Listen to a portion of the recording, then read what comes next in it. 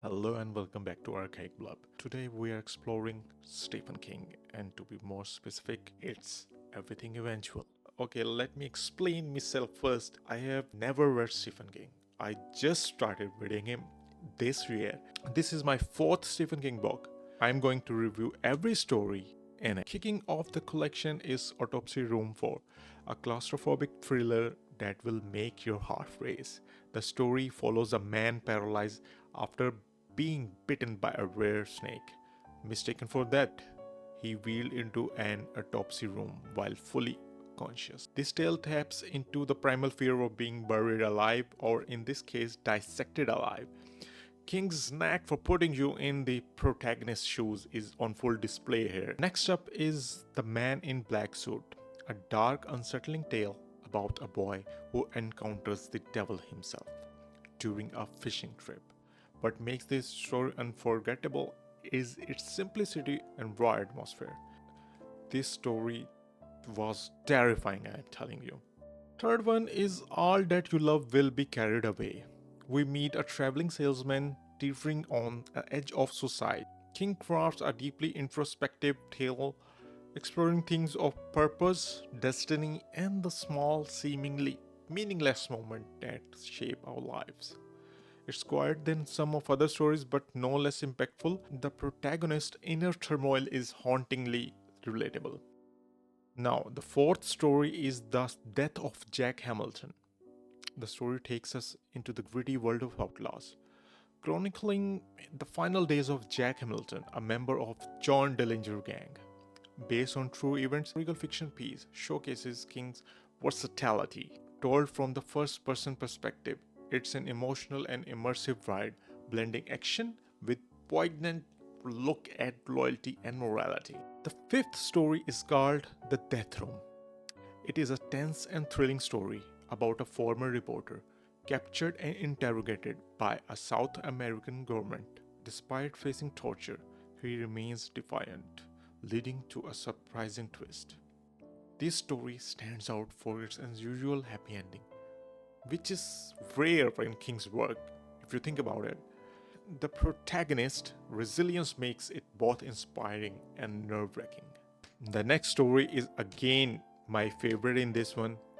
I have never read the Dark Tower series, but because of this story, I think now I will read it as well. It is The Little Sisters of Illyria. The story follows Ronald Deschain as he encounters a group of mystique vampiric nuns in a desolate town. If you are not a Dark Tower fan, this story, eerie atmosphere, and vivid world building makes it a worth read. For series devotees, it offers an intriguing glimpse into Ronald's early adventures. Seventh story is the namesake Everything Eventual. It follows Dinky Earnshaw, a young man with extraordinary power who is recruited for a mysterious job involving letters that leads to, well, tragic outcomes. Dinky's isolation and the strange bugs of his job makes for a fascinating read. It's one of King's most unique stories. The eighth story is called LT's Theory of Pets. LT Theories of Pets is a surprisingly light-hearted story at first. LT recounts the unraveling of his marriage, comparing it to the relationships between their dog and cat. But just when you think it's all fun and games, King delivers an emotional punch. The story is an emotional roller coaster, blending humor with heartbreak in a way only King can. The ninth story is called The Road Virus Heads North. The Road Virus Heads North brings the chills, featuring a man haunted by a sinister painting he picks up at a yard sale. As the painting evolves, following him on his journey, the terror becomes inescapable. The story is a perfect example of King's ability to turn mundane into macabre. It's creepy, suspenseful, and unforgettable. The 10th story is Lunch at Gotham's Cafe. No, it's not the Gothams you're thinking of, I know. Batman, no, it's not that. Divorce proceeding takes a dark and bloody turn in this story. What starts as a tense meeting between a couple and their lawyer erupts into chaos when a deranged Method goes on a murderous rampage. I love this one, by the way. The 11th story is that feeling you can only say what it is in French. Have you ever heard of deja vu? This story takes that concept and turns it into a nightmarish trope. A woman relives the same tragic events over and over again, unable to escape. The next story is 1408. I think a lot of you might have seen the movie. 1408 is a quintessential haunting hotel story featuring a skeptical writer who spends his night in a room known for driving its occupants mad. Originally written as an example in King's own writing, this story showcases his ability to reinvent familiar tropes. It's deeply unsettling and ranks among King's best short stories. The second last story is called Riding the Bullet. Originally published as an online novella, Riding the Bullet follows a young man hitchhiking to visit his mother, who's had a stroke along the way. He encounters a ghostly driver who forces him to make a harrowing choice.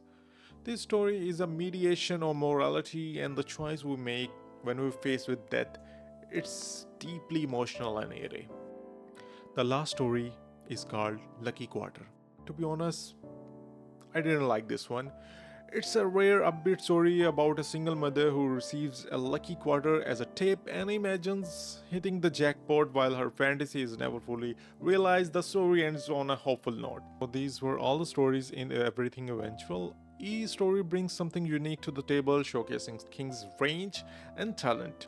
Whether you like to get scared, or you like suspense, or you like emotional depth, this got it all. Let me know in the comments below if you have read this and what is your favorite story. If you like my video, please subscribe. See you in the next video.